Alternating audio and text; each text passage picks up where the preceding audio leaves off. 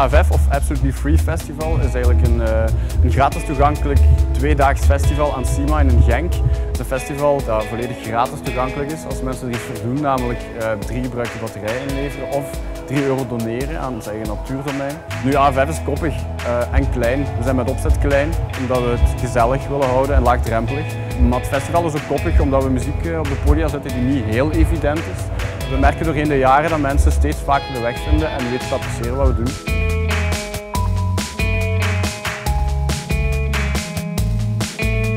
Ja, we gaan eerst en vooral dit weekend blij zijn met onze 10e editie. Maar daarna gaan we vooral evalueren en gaan we kijken van wat kan er beter, wat moet er beter en wat kunnen we behouden. Ik denk dat we zeggen altijd het najaar is om na te denken, het voorjaar is er om vooral te doen en de handen uit de mouwen te steken.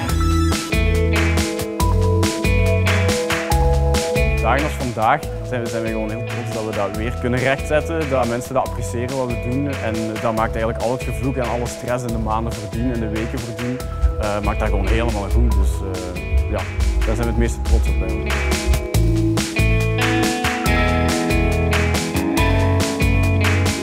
Ik denk dat AFF een echt Limburgs festival is. Georganiseerd door Limburgers, door Genkenaren eigenlijk. Met een bereik dat ondertussen de provinciegrenzen overstijgt voor een stukje. En in die zin inspireert Limburg ook. Je moet je mannetje kunnen staan hè, als je uit Limburg komt en je moet je plekje veroveren tussen de grote steden en de grote spelers.